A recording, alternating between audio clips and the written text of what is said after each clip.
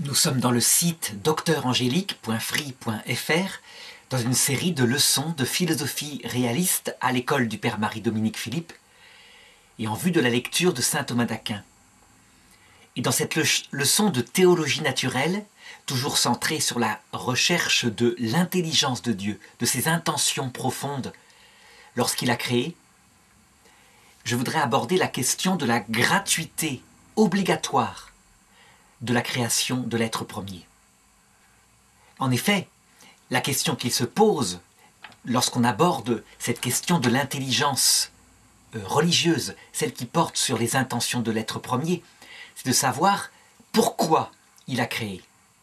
On sait bien que, en ce qui concerne l'être humain, il n'y a pas d'action qui n'ait pas de cause. Et cette cause, c'est une cause finale. Ça veut dire qu'on crée, ou on fabrique quelque chose, ou on agit en vue de quelque chose, et ce quelque chose nous apporte une finalisation, une actuation, donc structure notre être. On ne connaît pas d'être qui ne fasse quelque chose si ce n'est en vue de son bonheur, de son bien. Personne n'agit si ce n'est en vue de son bien. Et donc la question qui se pose, c'est de savoir si l'être premier a une raison semblable pour expliquer sa création, à savoir est-ce qu'il crée pour se faire du bien? Alors, la réponse à cette question, en théologie naturelle, se trouve dans tout ce qui a été développé par ailleurs, auparavant. À savoir que l'être premier est en acte identique à l'idée même de perfection. Il est parfait et donc rien ne peut jamais l'actuer davantage.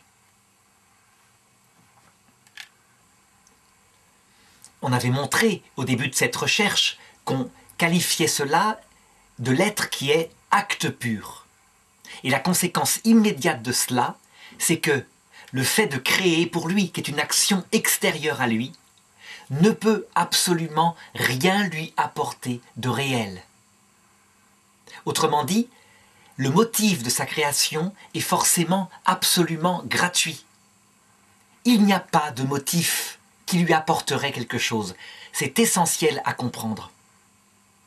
Alors, pour mieux manifester cela, cette négation que j'apporte là, par rapport à tout ce qu'on constate dans les réalités qui nous entourent, je voudrais montrer les trois raisons que manifeste Aristote pour ce qui est de nos actions éthiques. Lorsque nous faisons quelque chose, au point de vue moral, c'est en vue d'un bien.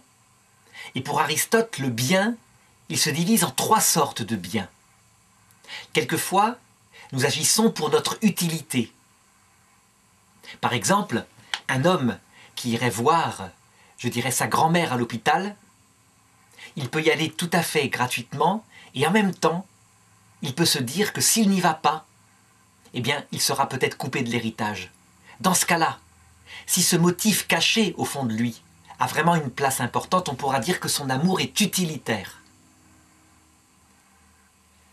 L'autre motif, c'est le plaisir. En général, lorsqu'on agit, par exemple lorsqu'un homme se met en ménage avec une femme qu'il aime, il le fait certainement dans son intention volontaire, gratuitement, pour elle, pour son propre bonheur. Mais en réalité, il sait très bien que si elle ne lui apportait pas du plaisir, plaisir d'un équilibre psychologique, physique, d'un équilibre moral, eh bien, il ne resterait pas avec elle. Et ce qui est tragique là-dedans, c'est que quelquefois, c'est l'épreuve qui vient manifester qu'en réalité, l'amour était un amour de convoitise. C'est le nom que lui donne Aristote. On aime pour son plaisir. Et puis, le troisième motif de l'amour humain, c'est l'amour gratuit. Ça veut dire un amour qui est généreux, qui pense au bien de l'autre, qui lui veut du bien. Eh bien, en réalité, lorsqu'on regarde tous nos amours généreux, qui ont l'intention vraiment de ne penser qu'à la personne d'autrui, eh bien, on en reçoit un bien. On n'en reçoit pas un bien directement quand on vise vraiment le bien d'autrui. Ça veut dire que notre intention ne porte pas sur l'utilité, sur le plaisir, mais on en reçoit un bien par surcroît.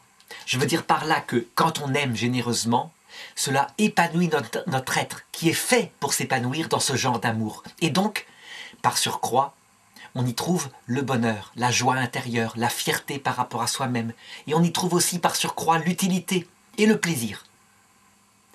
Il y a d'ailleurs une phrase de Jésus qui indique de quelle manière il faut aimer gratuitement. Quand il dit à un moment donné dans son évangile, « Cherchez le royaume de Dieu et sa justice », ça veut dire chercher le bien qu'est Dieu, et puis l'amour du prochain.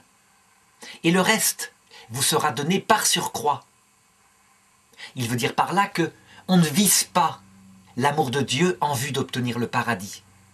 On ne vise pas l'amour de Dieu en vue de trouver une utilité dans sa vie comme un équilibre psychologique parce que on sait où on va après la mort. Mais on vise Dieu pour Dieu. C'est le but, ça ne vient pas tout de suite, il faut une éducation de l'amour pour y arriver.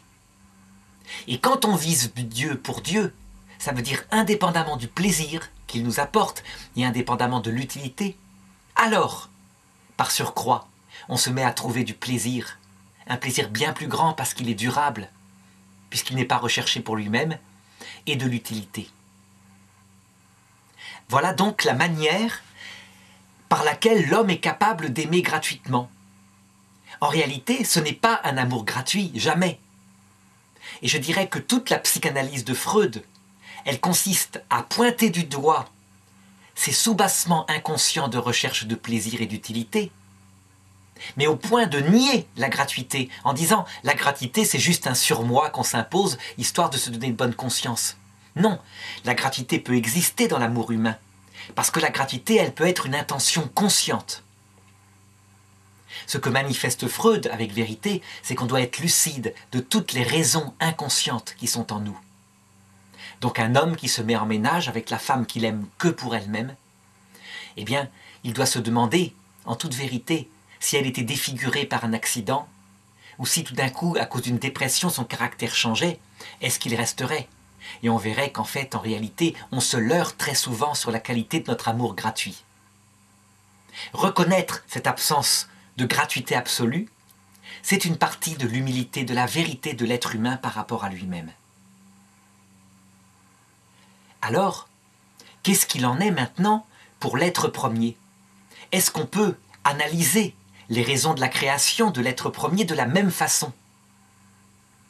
Eh bien, la réponse est non, absolument pas. Si on reprend les trois amours que je viens d'indiquer, il faut absolument nier, dans l'être premier, l'amour de convoitise. Il ne peut pas créer pour se donner du plaisir. Autrement dit, pour s'occuper, parce qu'il s'ennuierait.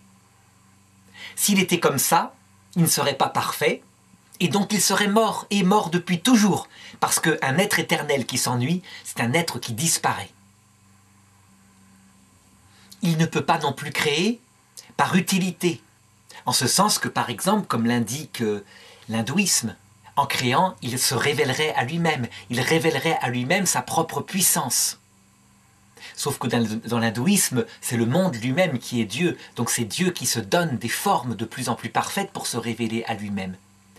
Eh bien, appliqué à la philosophie donc, de la sagesse, comme je viens de l'indiquer, l'être premier ne peut pas créer pour se révéler à lui-même. Il ne peut pas y trouver une quelconque utilité, pour la même raison que tout à l'heure. S'il y trouvait une utilité, il ne serait pas acte pur, etc. Reste à savoir s'il crée par honnêteté, par gratuité, donc parce que le bien qu'il est se répand, aime se répandre. Eh bien je dirais que oui, c'est le seul motif. Mais à condition, en le considérant par rapport à la manière dont certains êtres humains sont capables d'aimer gratuitement, de nier tout l'inconscient présent dans l'être humain et qui n'est pas de la gratuité. Dans l'être premier, il faut affirmer que la gratuité est absolument parfaite. Ça veut dire que ça ne lui apporte absolument rien, réellement rien. La création ne l'actue pas, la création ne lui apporte pas de joie, la création ne lui apporte pas d'utilité. Alors évidemment, si on disait ça d'un être humain, on dirait donc il est indifférent, donc il est froid, il agit mécaniquement, par une volonté d'efficacité comme ça qui lui a, où il est parfaitement séparé de tout apport. Pour un être humain, c'est vrai, ce serait un défaut. L'être humain est sensible, l'être humain s'épanouit dans l'autre. Pour l'être premier, qui est acte pur, ce n'est pas un défaut.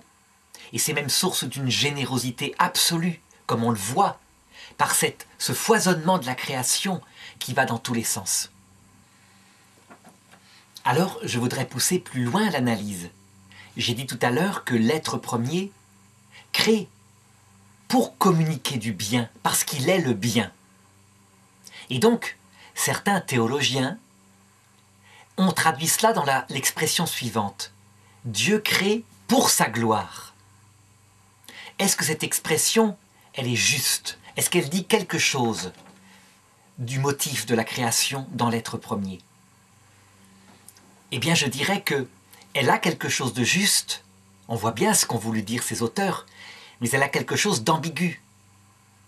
Parce que la gloire, chez l'être humain, c'est quelque chose qui lui apporte du plaisir et de l'utilité. L'être premier, sa gloire, il la trouve en lui-même. Il n'a pas besoin d'être adoré par des êtres comme si ça lui donnait de la gloire. Donc encore une fois, lorsqu'on utilise cette expression-là, il faut bien voir son ambiguïté.